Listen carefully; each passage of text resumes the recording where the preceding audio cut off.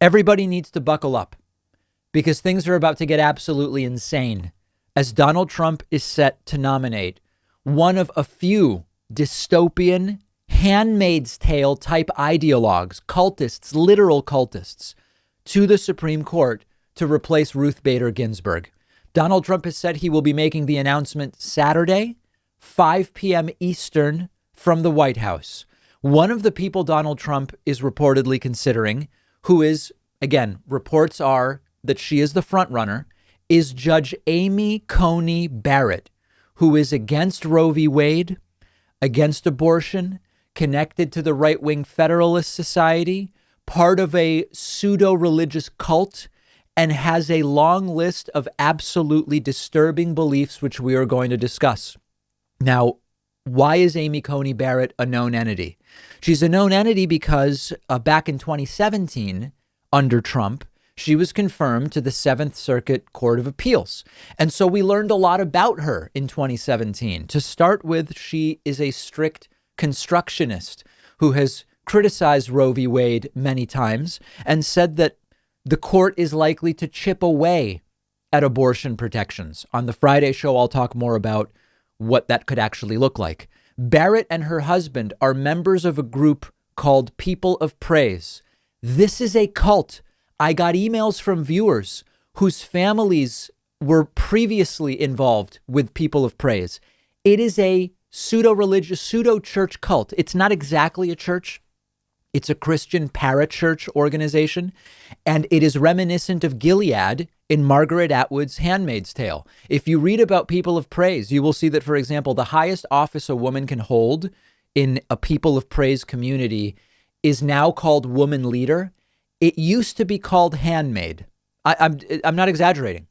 This is literally Trump going in the direction of Margaret Atwood's Gilead. I'm not making it up. As I mentioned, Barrett used to be a member of the Federalist Society. That's the group that actually was bankrolling the nomination of Brett Kavanaugh to the court.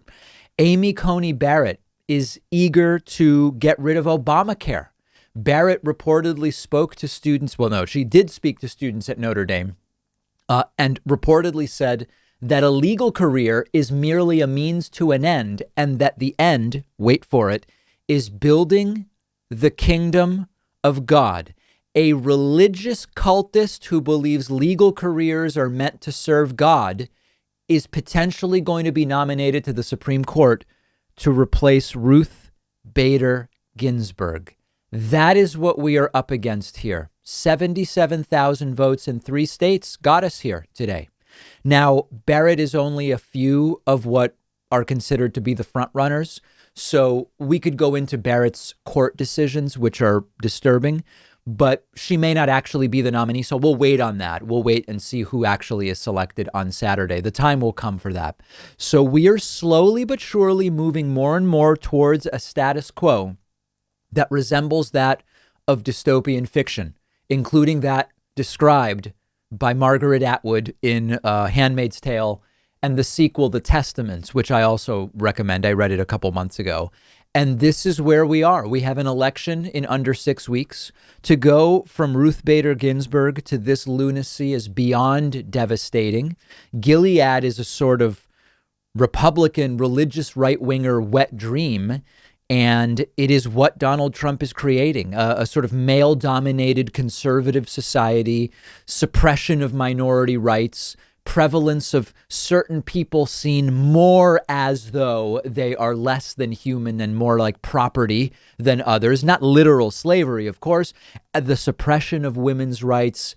It's all happening. Margaret Atwood created the story to serve as a warning, and the Republican Party under Donald Trump is using it almost like a blueprint. Republicans are trying to create that religious body within government, within the Supreme Court, giving them veto power over culture and society.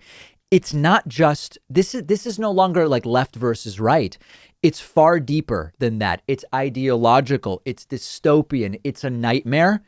And we can't control everything, as I said, but we can still control whether we all get out and vote. 45% of eligible adults didn't vote in 2016. non-voters won, so to speak, or if non-voting was a candidate, non-voting would have won in something like 85 or 90% of the states in 2016. Let's not forget that. We have agency here.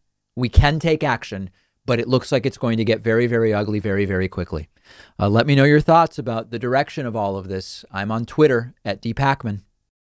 One of our sponsors today is Vincero Watches, and they're giving you up to 30% off everything in their store when you go to davidpakman.com/watch. If you're looking for an awesome way to update your look, the perfect way to do it is with an elegant, high-quality wristwatch. When there's a company like Vincero, there is no reason to go spending thousands of dollars on a watch. Vincero is an American company that's made it possible to own an excellent watch without breaking the bank. All of their watches are masterfully built with high-end materials, but they're all in the range of about $150 to $250. I just got a watch from their Icon Automatic collection. The one I got is in gunmetal and slate blue. I love the look. It's sleek, classy. It's clear that a lot of careful craftsmanship went into the design. It is definitely my new favorite watch. You'll get up to 30% off everything in their store when you go to davidpakman.com/watch. I've put the link right underneath this video.